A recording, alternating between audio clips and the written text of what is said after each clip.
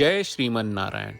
ए पर जे टिप्पणी हम करे जा रहल बा रामा अनुजदास श्रीमान गट्टू वेणुगोपाल स्वामी जी के द्वारा दिहल गयल बा। अध्याय 9 राजविद्या राजगुह्य योग श्लोक 15। ज्ञानयज्ञेन च अपि अन्ये यजन्तो माम् उपासते एकत्वेन पृथक्त्वेन बहुधा विश्वतो मुखम्। ओम। गीताचार्य श्री कृष्ण परमात्मा अर्जुन समेत हमनी सबके राजविद्या राजगुह्य योग सिखा रहल बानी। परमात्मा कहत वाणन की अर्जुन हम बतावत बानी कि कैसे कुछ महान आत्मा जे सौम्य स्वभाव के होकले हमरा पर विश्वास राखेले हमरा के कैसे पूजा करेले। अर्जुन महान आत्मा ऊ लोग हमरा गुण के महिमा मंडन करेला और कई रूप में हमरा पूजा करेला। ऊ लोग के ई ज्ञान बा कि हम आपन सच्चा इच्छा से ये सृष्टि में विभिन्न देवता मनुष्य जानवर आ चिराई के रूप में मौजूद बनी। मतलब कि ऊ हमरा के एक नाम और एक रूप तक सीमित नहीं थे। ऊ लोग के एहसास होला कि हम एक हई लेकिन हर चीज से एकजुट बनी और हम हर रूप में मौजूद बनी। महात्मा लोग हमरा के यही तरह से पूजा करेला। ये प्रकार के पूजा के ज्ञान यज्ञ कहल जाला। जैसे श्री कृष्ण परमात्मा बतावत हो कि महात्मा लोग ई सृष्टि के सब अलग अलग रूप के माध्यम से उनका पूजा कैसे करेला। श्री कृष्ण परमात्मा के निर्देश के ध्यान में रखकर हमनी के ई सृष्टि में श्री कृष्ण परमात्मा आ श्रीमन नारायण के हर रूप में मौजूद होके के स्पष्ट समझ बढ़ावे की कोशिश करी जा। वही समझ के हमनी के ई सृष्टि के हर रूप के माध्यम से श्री कृष्ण परमात्मा आ श्रीमन नारायण के पूजा करे के कोशिश करी जा। यही तरह से ज्ञान यज्ञ के पालन करत समय श्री कृष्ण परमात्मा आ श्रीमन नारायण के समर्पण करत हमनी के श्री कृष्ण परमात्मा के वचन के श्लोक के रूप में दोहरावे की कोशिश करी जा। ज्ञानयज्ञेन चाप्यन्ये यजन्तो माम् उपासते एकत्वेन पृथक्त्वेन बहुधा विश्वतो मुखम्। श्रीमन्नारायण करिष्ये वचनं तव। श्रीमद् भगवत गीता का पूरा सार श्री कृष्ण परमात्मा ने अध्याय 18वें के श्लोक 65 से 70 में 8 काम करे खातिर दिले बाड़े। श्री कृष्ण कहले हम ओ लोगन से प्रेम करनी जो लोग इन 8 बातन के मान तारे।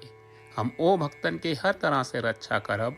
श्री कृष्ण परमात्मा के द्वारा बोलल गईल संपूर्ण भगवत गीता सुनला के बाद अर्जुन कहले करिष्ये वचनम त्वा, जेके मतलब बा कृष्ण मैं वही करब जौन आप कही।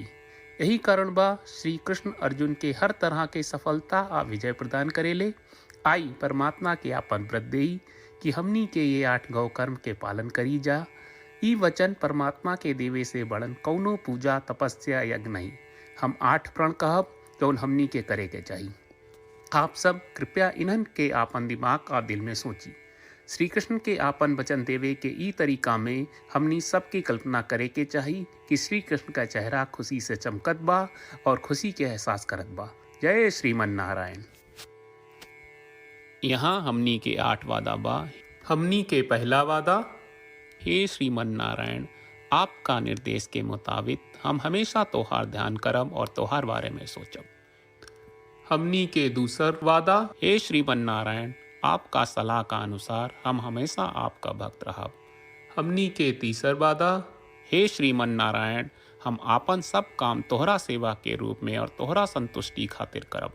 हमनी के चौथा वादा, हे श्रीमन नारायण जैस की आप माने के कहले रहलू हमरा बहुत विश्वास बा कि हम आपके होई और हम हमेशा आपन दोनों हाथ जोड़ के आपके नमस्कार करब और आपकी पूजा करब। हमनी के पांचवा वादा, हे श्रीमन नारायण हमरा के तोरा बात माम एकम शरणम ब्रज 1866 याद कहले, जहाँ आप हमरा के आपन का अर्पित करे का कहा। श्रीमन नारायण मैं हमेशा तोहरे शरण में रहब। हमनी के छठवां वादा। हे श्रीमन नारायण, हमरा के तोहरा बात माँ सुचहा 1866 याद कहले कि आप हमनी के शोक ना करे का आश्वासन दे रहे बड़े, हम अब और शोक ना करब। हमनी के 7वां वादा। हे श्रीमन नारायण, आपने हमरा खातिर श्रीमद् भगवत गीता के वितरण करके हम सबके कृपा कहले और आशीर्वाद दहले बा। हम वादा करत बानी कि रोजाना कम से कम एक श्लोक पढ़ब या सुनब। हमनी के 8वां वादा। हे श्रीमन नारायण, आप गीता के पूरा मानवता तक ले गयलू। हम गीता में आपके दिव्य वचन के उन भक्तन तक पहुँचावे के प्रयास करब जे गीता से अपरिचित बा। हे श्रीमन नारायण, हम उई करब जौन तू करे का कहब। हम ऐसन व्यवहार करब जैसन आप चाहत बानी और हम खाली आपका खातिर काम करब। श्रीमन नारायण के रोज आपन वचन देहल कि हम ओइस करब जैस आप कहत बानी, ई अपने आप में बड़न पूजा बा। श्रीमन नारायण, करशे वचनम त्वा। श्रीमन नारायण, हम तोरे निर्देश के मुताबिक काम करब। सर्वम श्री कृष्ण अर्पणम अस्तु। जय श्रीमन नारायण। ज्ञानयज्ञेन च अपि अन्ये यजन्तो माम् उपासते एकत्वेन पृथक्त्वेन बहुधा विश्वतो मुखम्। ॐ ज्ञानयज्ञेन चाप्यन्ये यजन्तो माम् उपासते एकत्वेन पृथक्त्वेन बहुधा विश्वतो मुखम्। श्रीमन्नारायण, करिष्ये वचनं तव। जय श्रीमन नारायण। सब भक्त लोगों से विशेष अनुरोध बा, जीवन में हर चीज में हमनी के तत्कालिक और प्रभावशाली परिणाम की अपेक्षा रहला। एकरा खातिर आइए रोजाना 1 मिनट के समय निकालल जाए और नारायण आश्रम पढ़ल जाए। नारायण आश्रम प्राप्त करे खातिर नारायण आश्रम वेबसाइट पर जाई, जो www.narayanaashram.org है, और पंजीकरण में आपन नाम और ईमेल दर्ज करी। आपके द्वारा प्रदान कईल गई ईमेल पर आपका एक नारायण आश्रम PDF प्राप्त हुई। PDF में एक रामायण श्लोक, एक गीता श्लोक और एक विष्णु नामम बा। ये तीनों के मिल के नारायण आश्रम कहल जाला। हर व्यक्ति के ये श्लोक के अलग अलग संयोजन मिलेला।